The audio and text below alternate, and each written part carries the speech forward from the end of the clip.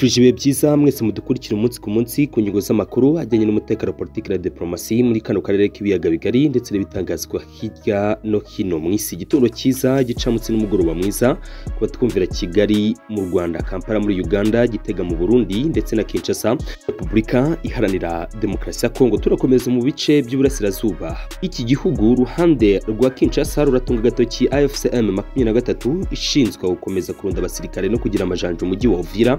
Impande zombi zikomeje kwitana bamwana mu gihe uruhande rwa M23 biciye mu bavugizi bawo mu bya politiki na gisirikare bakomeje gushimangira ko hari amakuru agaragaza ko Karemi muri Kisangani hujijwe ingabo ndetse muri Uvira ubwaho hoherejwe ingabo zisaga ibihumbi 7 ku ruhande rwa leta ya Kinshasa, nako Kinshasa nayo ifite impungenge ku basirikare benshi ba M23 bari gukomeza kwegezwa hafi y'uyu mujyi wa Uvira. Ni umujyi wa kabiri muri Kivu y'Amajyepfo nyuma y'umujyi wa Bukavu nawo ugenzurwa na AFC guhera muri Gashyantare uyu mwaka. Bije nyuma y'uko Doha muri Qatar n'ubundi impande zombi ziherutse kohereza intumwa ni ku nshuro ya gatanu ziri kuganira ibijyanye n'ibiganiro byerekeza ku mahoro, ariko kandi zimwe mu ngingo M23 bikomeje kuzamura Doha muri Qatar ngo zaba arizo zituma Kinshasa igaragaza ko igomba kwisubiza ibice byayo bigenzurwa na AFCM 23 biciye mu mbaraga z'amasasu. Kimwe mu byo AFCM 23 igaragaza ko yifuza harimo kuba yagenzura ibice bya Kivu zombi mu gihe cy'imyaka 8 n'igice iri imbere. Harimo kandi ingingo z'uko bagomba kurekerwa biriya bice akaba ari bigenzurira umutekano mu gihe uruhande rwa leta rutangaza rukanashimangira ko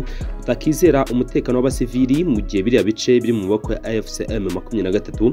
Ku impande zombi zitumvikana kuri ingingo ni kimwe mu byo bahanga muri politiki muri kano karere k'ibiyaga bigari bahero bashimangira ko uko byamera kose urugamba arwo rugomba gusubiza leta ya Kinshasa ibice AFC igenzura. Nayo iremeza ko itazigirira kuri biriya bice kuko ibyishinze ubutegetsi bwa Kinshasa byose kugeza ubu na kimwe kirashyirwa mu bikorwa, haba imvugo z'urwango, ibikorwa by'ubwicanyi, ihohoterwa rya hato na hato ndetse no kwibasirwa kw'abarwandafone babarizwa mu bice by'uburasirazuba bw'iki gihugu. Hajemo n'ingingo kandi gushinza ubutegetsi bwa Perezida Felix Tshisekedi kuba bukoresha ikeneye wabo gutonesha n'ibindi bigiye bitandukanye.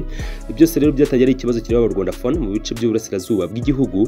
Kuri ubu rero byerekeje kuri Perezida Felix Antoine Tshisekedi Chilombo ugomba gukurwa ku butegetsi uko byamera kose.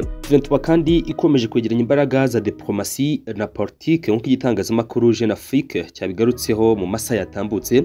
Yongeye gushyira hanze urutonde rw'amwe mu bayobozi bakuru n'abanyepolitike bahambaye ku mugabane wa Afurika bari inyuma Perezida Joseph Kabila, kandi nk'ubwo rwanagaragayemo bamwe mu bakuru b'ibihugu ku mugabane wa Afurika n'abahoze mu myanya mikuru cyangwa se mu myanya ikomeye mu butegetsi hano ku mugabane wa Afurika. Ni ingingo turi buze kwita tunakomozaho, ariko kandi ku bijyanye n'impungenge z'umujyi wa Uvira ni impande zombi zikomeje kugenda zirebana ayingwe, ari nako buri ruhande rutanga ubutumwa bigarekeye kuba urundi rushobora kuba ari rwo ruri kunaniza urundi mu bijyanye n'amasezerano y'amahoro agomba gusinyirwa Doha muri Qatar. Ni mu gihe kandi i Washington muri Leta Zunze Ubumwe za Amerika nibwo abaminisitiri b'ububanyi n'amahanga b'u Rwanda ndetse na Repubulika ya Kongo tariki 27 z'ukwezi kwa gatandatu bashyize sinyatire zabo ku mapuro zitiriwe amahoro. Bihita bikurikirwa n'uko Doha muri Qatar ngo bagomba gukora ibishoboka byose AFC ndetse na Kinshasa bakaba bagira ibyo bemeranye no gushyira sinyatire kuri zimwe mu mapuro z'amahoro. Bikaba intambwe ya mbere iganisha gushakisha amahoro arambye mu bice by'uburasirazuba. Kuko gushyira sinyatire ku mapuro z'amahoro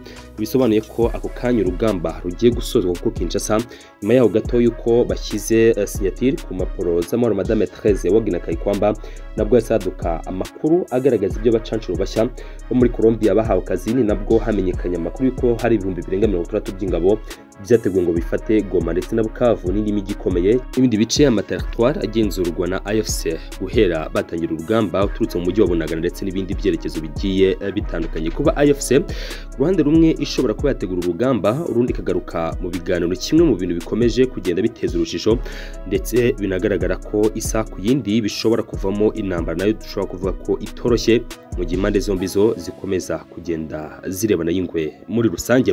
Mu gihe kandi n'ubundi mbere yuko dukomereza kuri aya makuru yo kugira amajanja uyu mujyi wa Uvira munyemerere gato vuga ku byo Kinshasa ndetse na Kampala kuri ubu bashaka kuba batarebana neza nyuma yuko Perezida Yoweri Kaguta Museveni ndetse n'umuhungu we Muhoozi Kainerugaba akaba ari General Muhoozi Kainerugaba umugaba makuru w'igisirikare cya Uganda bafashe icyemezo cyo gufungura umupaka wa Bunagana. Bisa nkaho ari amabara cyangwa se ari ishyano baciye umurizo kuko ibi bice bemereye gufunguraho imipaka ibice biri mu maboko ya AFC, bivuze ko hari amasezerano runaka ubutegetsi bwa Kampala bwabanje kujyana na AFCM 23 kugira ngo barebe neza niba igenzurwa ry'imipaka rizubahirizwa kuko kugeza ubu ubutegetsi bwa Kinshasa nago ari bwo bugenzura kiriya gice. Ingingo rero nimwe mu ngingo kugeza kuri biri kwibazwaho uburyo ubutegetsi bwa Uganda bwemereye cyangwa se bwafashe umwanzuro wo gufungura ibice bikiri mu maboko y'inyeshyamba, nyamara mu gihe Kinshasa igaragaza ko bidakwiye ndetse nayo yafashe umwanzuro wo kuba yasaba ko imipaka ifungwa kugira ngo hizerwe neza ko bira bice mu maboko y'inyeshyamba nta mikono iyo ari yose ishobora kuba. Ni mu gihe kandi ubundi hasanzwe hari urwikekwe yuko Uganda ishobora kuba iri inyuma ya AFCM 23. Gutegereza tukareba icyo Kampala ndetse na Kinshasa bashaka kuvuga kuri ingingo. Mu gihe kandi dukomereza ku makuru ya Jeune Afrique, amakuru aremeza ko Joseph Kabila wabaye Perezida wa Repubulika Iharanira Demokarasi ya Kongo kuva 2001 kugeza 2019 uri mu mujyi wa Goma kuva muri Gicurasi umwaka yatangira urugendo rushya rwa politique. Ari benshi mu muri nyuma bakaba basanzwe ari ibikonyozi muri politique muri Kongo, abandi bavuga rikijyana no ku mugabane wa Afrika. Mbere yuko agiye muri uyu mujyi ugenzurwa n'Ihuriro Alliance ya Fleuve Congo tariki 23 Gicurasi, yagejeje ijambo ku banyekongo agaragaza ko agiye gutanga umusanzu mu gukemura ibibazo bibangamiye igihugu cyabo birimo n'umutekano muke. Leta ya Kongo igaragaza ko Kabila ari mu bayobozi ba AFCM 23 ndetse natangiye kumukurikirana icyaha cyo kugambanira igihugu bo mu mutwe w'ingabo temewe, byaha by'intambara ndetse n'ibyibasiye ku muntu. Ibyo Kabila ndetse n'abantu be ba hafi batabura gutera utwatsi. Reka rero twinjire muri aya makuru. Urugendo rushya rwa politiki Kabila ashyigikiwe n'abantu benshi biganjemo abo bakoranye kuva mu gihe yari perezida w'igihugu kugeza abo mu ishyaka rye PPRD ndetse na bamwe mu bakuru b'ibihugu hano ku mugabane Afurika nk'uko Jeune Afrique yongeye kubishyira inyandiko zabo. Mu bari nyuma ya Kabila harimo uwitwa Barnabe Kikaya bin Karubi wakoranye bya hafi na perezida Laurent Désiré Kabila, uyu akaba ari se wa Joseph Kabila.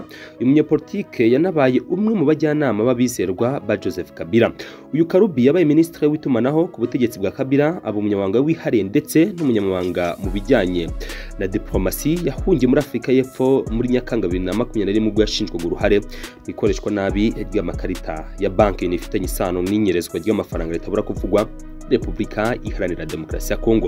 Uyu munyapolitike rero yafashe Kabila yamufashe kunoza umubano n'ubutegetsi bwo mu bihugu byo mu karere ka Afurika y'Amajyepfo, kuko bivugwa ko uyu afite abantu benshi ndetse anagize uruhare runini mu gutegura ibiganiro Kabila yagiye agira n'ibitangazamakuru bitandukanye kuva mu ntangiriro z'uyu mwaka wa 2025. Birumvikana nk'umuntu ushinzwe itangazamakuru afitanye mubano hafi n'ibitangazamakuru hafi ya byose mwagiye mubona Kabila acamo cyangwa se yagiye yifashisha mu kuba yatangaza ibyo yifuza gukorera abakongomani. Iki kinyamakuru cya Jeune Afrique cyemeza ko Karubi ari umwe mu banyepolitike bajyanye na Kabila Goma ndetse na n'ubu ngo aracyari mu mujyi wa Goma. Muri nomero ya mbere, nomero ya kabiri witwa Patient Asabia wabaye umuyobozi mukuru w'ikigo OGEFREM, ni ikigo gishinzwe serivisi zose z'ubwikorezi, nawe ari kumwe na Kabila mu mujyi wa Goma kuva muri Gicurasi umwaka ndetse n'umwe mu bategura urugendo rushya kwa Kabila muri politiki. Nyuma gufungwa akekwaho gukoresha nabi imari no guhagarikwa ku buyobozi bw'iki kigo, leta ya Kongo 2024 yamushinje gukora na AFCM 23 gusa yagiye abihakana kenshi. Hari uwitwa Moses Kanga, uyu nawe agaragara ku rutonde nk'umwe mu bantu bagiye bayobora ibigo by'ingenzi. Ni ikigo cyitwa BCSPC cyari gishinzwe gukurikirana ubufatanye bwa Kongo n'Ubushinwa, akaba n'umunyamuryango w'ishyaka PPRD rya Perezida Kabila. Yabaye hafi ya Kabila guhera mu kuboza ku 2023 ubwo yahungiraga muri Afurika y'Epfo. Iki gihe rero Kanga yagize uruhare mu bikorwa bitandukanye bya Kabila birimo ibijyanye n'imari, anoherezwa mu butumwa bw'ibanga bwari bugamije gushakishiriza Kabila bashobora kumushyigikira.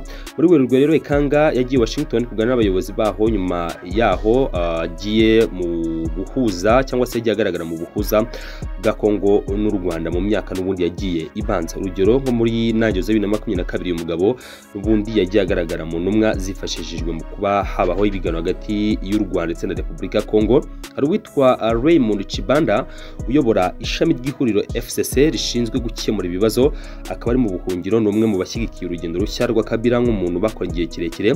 Chibanda yabaye minisitiri w'ububanyi n'amahanga bwa Kongo, ni n'umwe yihariye ya Kabila muri Amerika kuva 2014 kugeza 2019, ahuza Kabila na Perezida Felix Tshisekedi mu biganiro bya mbere bagiye bagirana.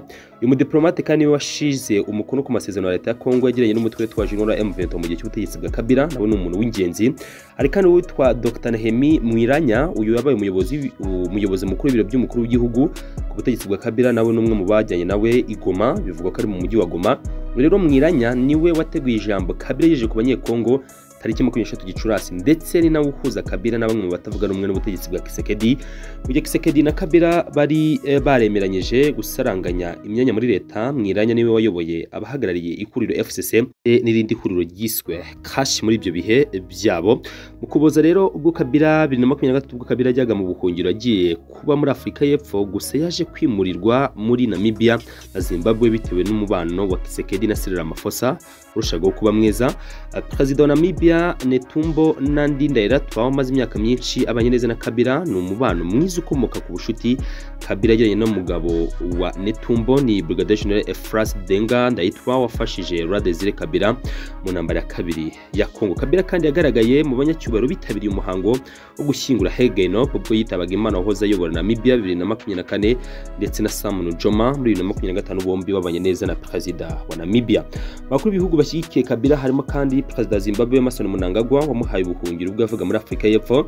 Umubano wa Kabila na Zimbabwe nawo wabaye mwiza kuva ubwo kino gihugu cyafashaga Laurent Désiré Kabila mu ntambara ya kabiri ya Kongo. Ubushuti bwa Kabila na Mnangagwa by'umwihariko bushimangiwe cyangwa se bwagiye bugaragazwa n'ibiganiro bano bombi bahuriyemo muri 2021. Zimbabwe kandi icumbikiye inshuti magara Kabila General John Numbi kuva 2021. Leta ya Kongo yasabye Mnangagwa ko yakoreza Kinshasa y'umusirikare kugira ngo akurikiranwe ku byaha by'ubutabera, ariko kugeza kuri ubu byaranze. General Numbi numwe mu bo nabo bivugwa ko babanje kuganira na Kabila mbere yuko agerekeza mu mujyi wa Goma, bivuze ko nawe ari ku rutonde rw'abandi badiplomate kuri ubu bivugwa ko bari ku ruhande rwa Kabila. Amazina dukomojeho na bamwe mu bo twagaragaje b'abategetsi hano ku mugabane wa Afrika ni bamwe mu bantu bivugwa ko bari inyuma Kabila, nk'uko Jeune Afrique bigaragaza inavuga ko ifite urundi rutonde rurerure rw'abandi bari inyuma ya Perezida Kabila, bivuze ko urwego rwa diplomasi rwa Kabila ndetse na AFC muri rusange niba yirimo rwaba ruhagaze neza. Munyemene mbashimiye rero, mbifuriza n'imera nziza za weekend. Blessings over blessings. Amakuru y'ibiganiro byacu byo mumaze kumenyera ko abaragaraho ku nyungu nyinshi zikomoze ku mutekano, politiki ndetse na diplomasi mpuzamahanga.